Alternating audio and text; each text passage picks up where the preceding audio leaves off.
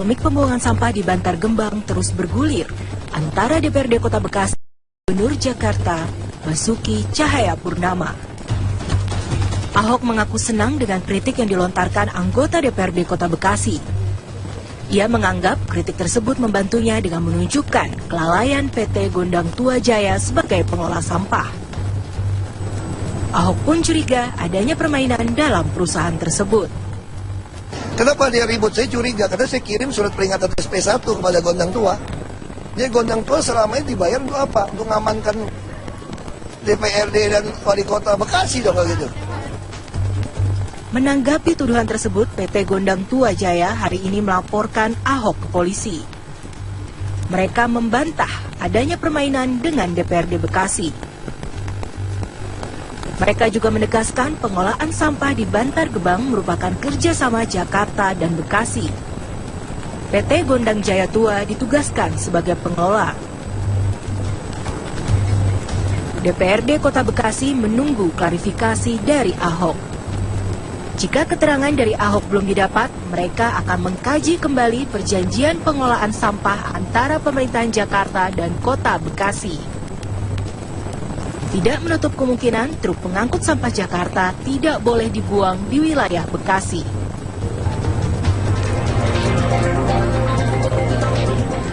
Baik, itu dia. Saya klarifikasi dulu ya. Mungkin Pak Ahok juga belum kenalan kali sama Pak Rexon. Soalnya salah nyebutnya PT Gondang katanya. PT Gondang Tua Jaya ya Pak ya? Yang benar ya? Oke. Gondang Tua Jaya. Gondang Tua Jaya. Dan sejauh ini dari PT Gondang Tua Jaya belum ada pelaporan ke pihak kepolisian. Sampai saat ini belum ada pelaporan kita secara resmi kepada aparatur penegak hukum. Oke, tapi sudah tahu bahwa Pak Ahok sudah memasukkan ini ke Polda juga gitu. Untuk ditelusuri begitu.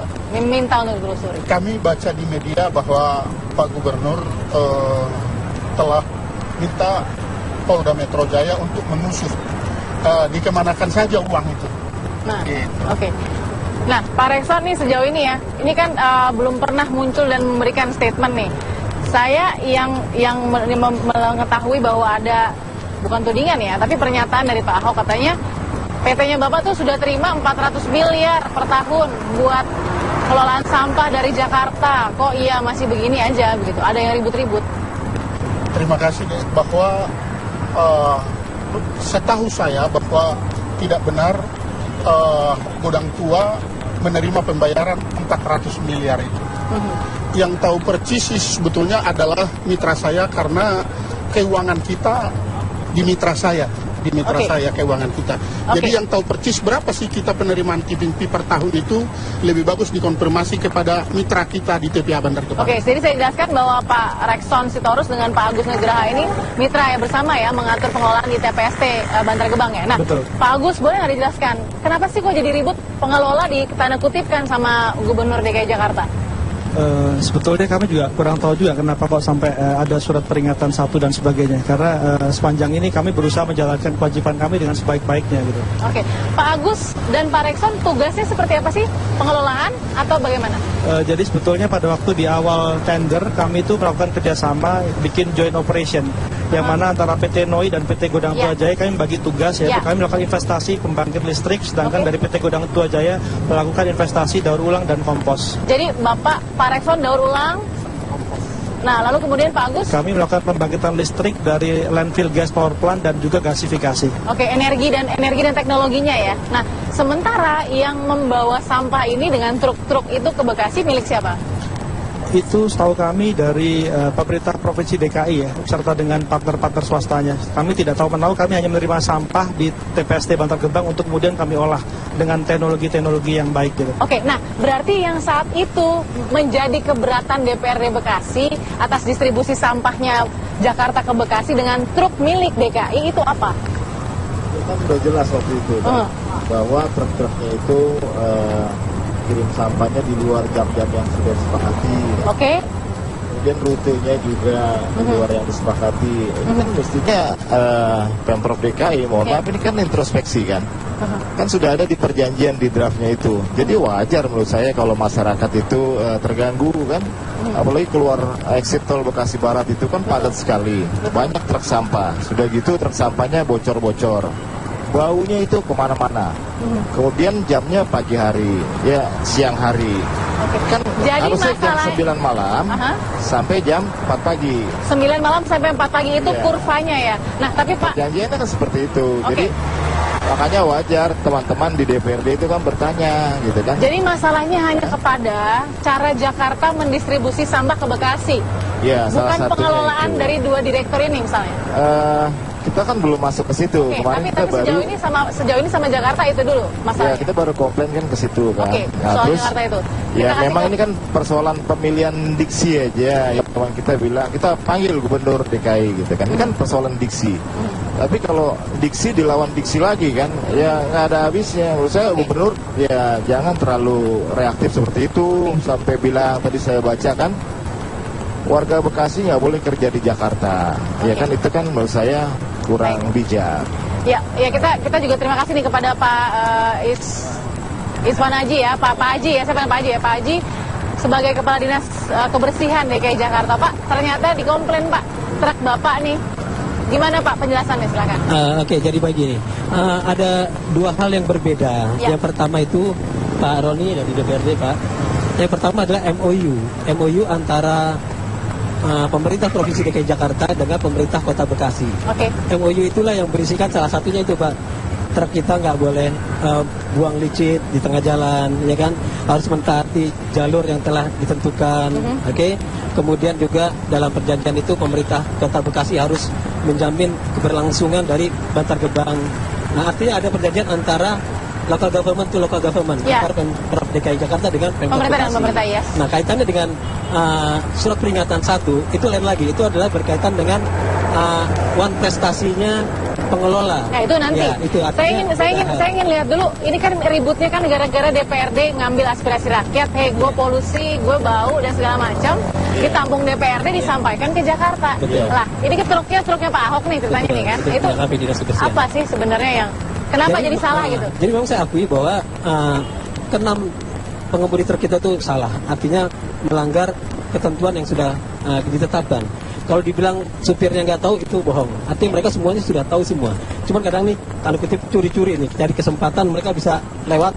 Pak Roni dia lewat, ya akhirnya tertangkaplah oleh anggota dewan dari Oke, Kota Pak. Bekasi. Nih kalau dilihat dari rute pembuangan sampah Jakarta Bantar Gebang ya. Betul. Tapi Bapak tadi akuin ya, Iya. ada pelanggaran rute Ada pelanggaran. yang akhirnya itu mengganggu dan Betul. jadi habit, jadi kebiasaan. Oke. Begitu. Iya. Nah, ini apa yang evaluasinya Jakarta apa? Kalau dari versi pengemudi, ya mereka ingin mencari keuntungan dengan memperpendek jarak, itu satu kan. Yang kedua memang ada keluhan Pak Roni, salah satunya mungkin ada perbaikan jalan dan lain-lain. Nah ini bagi si supir itu mencari kesempatan untuk potong jalan, ya kan. Jadi ketentuannya antara jam 9 sampai dengan 4 pagi.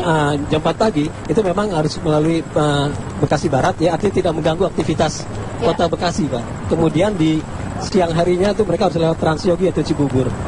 Kami sudah tindak terhadap 6 pengemudi itu dan saya sudah warning peringatan 1-2 akan juga kita sampaikan, bahkan kita akan melakukan pemecatan apabila terus melakukan hal itu. Oke. Iya. Nah, tapi Pak Roni pada kenyataan di lapangan, bener nggak cuma 1-2 yang nakal di exit tol Bekasi Barat misalnya? Ya menurut saya enggak, karena ini kan udah berlangsung bertahun-tahun dan sudah diingatkan.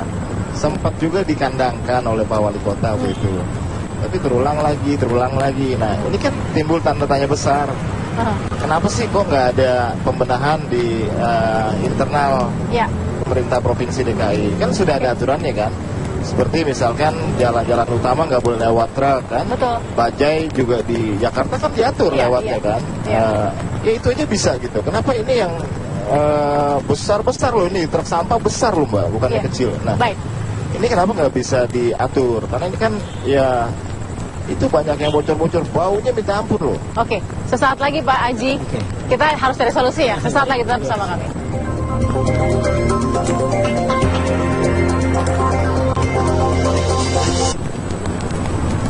Bau busuk di Bantar Gebang, kita baca lagi quote dari Pak Ahok ya. Kalau DPRD tadi dikatakan sok-sokan, kita mau tutup aja TPST Bantar Gebang. Ini yang tadi yang sudah kita baca untuk kemudian memberikan ke pemirsa yang belum sempat menyaksikan tadi. Saya kembali tadi, kalau soal truk, kita baru membahas soal truk nih, belum pengelolaan, belum persekongkolan suap, dituding ada persekongkolan suap. Nah, saya sambil pemirsa membaca ya, quote-quote dari Pak Ahok soal mau kirim tentara, buat nganter sampah. Ini luar biasa ya, ya sensasional dan fenomenalnya Pak Ahok lah. Kita serahkan itu nanti kepada pemirsa juga untuk menilai. Nah, Pak Aji, tadi Pak Roni bilang ini sudah 7,5 tahun loh rutenya pembuangan sampah itu selalu dilanggar. Solusinya apa? Begini, tahun ini kami sudah mempersiapkan 352 truk yang baru, ya, sudah berangsur-angsur datang dan diharapkan menjelang akhir tahun kita harapkan bisa mencapai 650-an truk. Kami punya konsep, kami punya kebijakan, rencananya semua truk yang baru itu akan kita pasangkan GPS. Akan kita pasangkan GPS yang terkoneksi langsung dengan control room kami yang ada di Dinas Kebersihan. Jadi nantinya kita bisa melihat pergerakan-pergerakan truk kita yang melanggar akan kita panggil. Akan kita peringati, bahkan akan kita pecat kalau terus melakukan pelanggaran-pelanggaran di situ. 352 truk itu menggantikan truk yang sudah ada sebelumnya? Ya, truk-truk yang udah kondisi nggak bagus ya, udah rombeng dan lain-lain. Mungkin bisa lebih, tidak 352, karena mungkin bisa 600. Akhir tahun ini ya, Pak? Wah, berarti sebentar lagi kita nantikan. Nah, tapi gini Pak, ada nggak cara lain, misalnya kalau kita kan sudah zaman sosial media nih, Twitternya Kadis misalkan disebar, kalau lihat plat nomor truk yang nakal, tolong mention saya di foto dan lain-lain, gimana? Sekarang Dinas Kebersihan kan kami menangani penanganan sampah baik di darat, kali, sungai, waduk, danau sampai dengan pesisir pantai dan Kepulauan Seribu. Kami mempublish kepada masyarakat, tapi punya sosial media. Silakan warga Jakarta apabila melihat pelanggaran-pelanggaran truk, salah satunya kami punya Twitter di @kebersihan_DKI. DKI-nya besar semua, DKI ya. @kebersihan_DKI, DKI kapital semua. Ya, bahkan Pak Gubernur juga sudah meluncurkan aplikasi Smart City melalui Clue. Jadi siapapun dengan Android-nya bisa foto truk yang melanggar, nomor pintunya, nomor polisinya, itu langsung kita TL. Itu solusinya Pak. Ditunggu Pak. Coba kalau Pak Ahok bilang gini aja, kan selesai ya. Udah ada 352 truk mau kasih GPS, kan selesai ya. Nggak ada yang sakit hati tuh. Bahkan kita melakukan penjagaan bersama dengan Dinas Kebersihan. Terima kasih Pak Haji sudah dikasih solusi, ini yang paling penting. Kita sekarang lihat dari soal truk ya, sudah terjawab mudah-mudahan Bapak. Ini soal tuduhan persekongkolan dulu deh. Tuduhan persekongkolan antara DPRD sama pengelola bapak-bapak ini nih, Pak Rekson sama Pak Agus ya. Gimana Pak Roni? Ya, saya juga heran ya. Kenapa kok tiba-tiba muncul tuduhan persekongkolan seperti itu? Tuduhan kolusi, katanya sering terima uang suap. Tipping fee gitu misalnya. Enggak, itu beda ya. Beda lagi, tipping fee itu dipergunakan untuk masyarakat, untuk membangun community development di sana.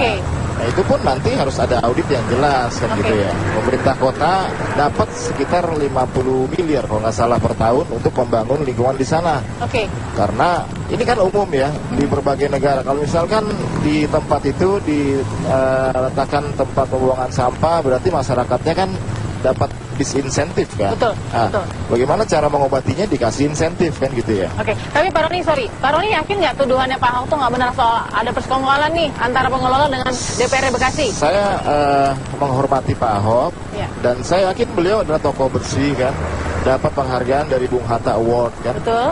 Tapi beliau juga harus tahu bahwa banyak juga anggota DPRD itu yang mau benar, yang mau bersih gitu. Di Bekasi juga mau kerja, betul.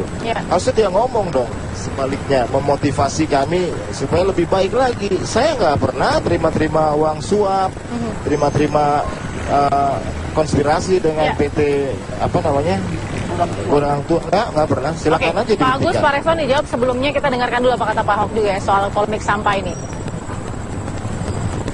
Saya justru sangat senang karena selama ini kan lucu. Kalau kita tanya nih sama Bantar Gebang, kenapa sih tanahnya DKI? Masa DKI mesti bayar tipping fee ke tanahnya DKI? Duitnya ke siapa? Dulu pernah di stop nggak boleh masuk. Apakah preman-preman tanda kutip? Ya kan? Kita harus tahu nih. Kenapa sih nggak mau kalau mau ada tipping fee, kasihnya ke Pemkotnya Bekasi dong, supaya masuk ke APBD-nya. Kenapa masih ke swasta? DPRD Bekasi yang menyatakan bahwa PT Gondang Tua Jaya itu one prestasi, betul nggak? Nggak ada lingkungan air, nggak ada apa. Begitu dia one prestasi, boleh nggak saya batalin? Boleh dong. Artinya yang mengatakan itu one prestasi siapa? Bukan saya loh. Bekasi loh. Nah sekarang jangan-jangan dulu-dulunya pembagian uangnya ke siapa? Sampai 400 miliar tiap tahun ini. Masuk akal nggak sih kamu buang sampah di tanah